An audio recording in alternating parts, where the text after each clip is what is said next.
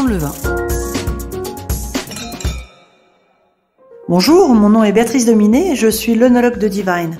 Aujourd'hui, j'ai le plaisir de démarrer une toute nouvelle saison, en fait un tout nouveau podcast, puisque chez Divine, nous avions du vin jusqu'à présent, et bien maintenant nous aurons du vin et des spiritueux. Donc dans le cadre de cet élargissement de gamme, j'ai le plaisir d'être à Bordeaux et d'être en compagnie de Pierre Bardinet, qui est directeur technique des Bienheureux. Bonjour Pierre.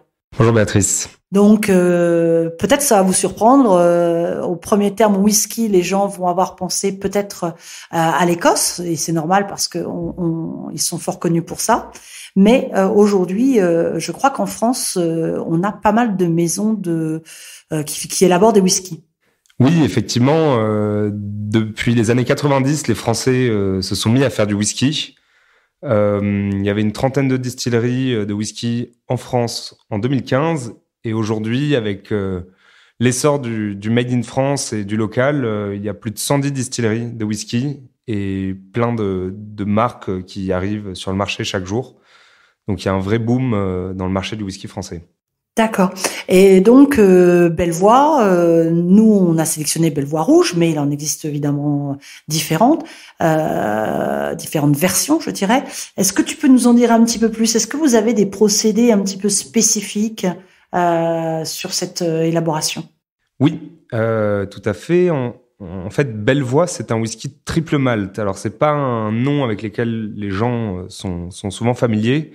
Triple malt, c'est un assemblage de 3 single malt, donc de 3 whiskies de malt qui viennent de 3 distilleries différentes.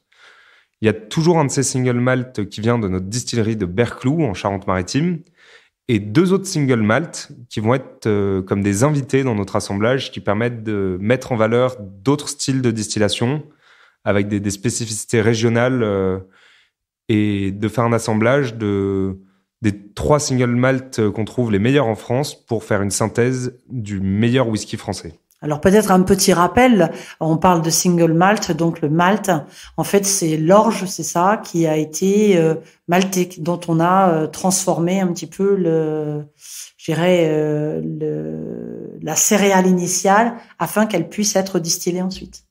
C'est cela. En fait, l'orge telle qu'elle ne peut pas être brassée pour être distillée, puisque le sucre est stocké sous forme d'amidon et les levures ne savent pas fermenter de l'amidon.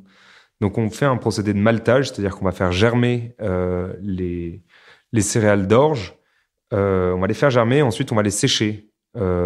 C'est sur une assez courte période, un peu moins d'une semaine, et ça permet en fait d'activer les enzymes de la céréale d'orge pour ensuite pouvoir transformer l'amidon en sucre et donc le sucre en alcool. Très bien, voilà, un petit rappel, c'est toujours nécessaire. On a évidemment sur tous ces podcasts beaucoup parlé de raisins qui, eux, fermentent tout simplement parce que leurs sucres sont simples. Mais quand on est sur des sucres composés, il faut passer par cette phase-là. Certains whiskies, je crois, ne sont pas faits uniquement à base d'orge. On peut avoir aussi d'autres céréales. On parle de quoi? De seigle? Alors oui, il y a différents types de céréales. Il y a le maïs qui est très utilisé aux États-Unis pour le bourbon, le seigle. On peut aussi utiliser du blé, de l'avoine. Toutes les céréales peuvent être utilisées pour faire du whisky, puisque chacune peut apporter une aromatique différente. Mais la céréale de référence est reconnue comme la plus élégante dans les whiskies, ça reste le malt, donc l'orge maltée. Donc voilà, quand on a une inscription single malt, on est sûr à 100% que ça vient bien d'orge maltée. Exactement. Et tu m'as dit triple, oui, donc 3 distilleries, donc d'accord. Et ensuite, sur ce Bellevoix rouge, je crois qu'il y a ce qu'on appelle un finish, c'est-à-dire qu'il y a une façon peut-être de le garder ou de l'élever. Exactement. On a la chance d'avoir notre entreprise qui est basée à Bordeaux, donc on a pu sourcer des très belles barriques dans notre région, et notamment on en a sourcé à Saint-Émilion, dans des grands crus classés. Donc notre whisky va avoir un élevage initial dans des barriques diverses de chênes français, et ensuite il va passer dans une phase de finition qui peut durer de quelques semaines à quelques mois. Pendant cette finition, le whisky va être mis dans une barrique qui a contenu auparavant un autre alcool, en l'occurrence du vin rouge.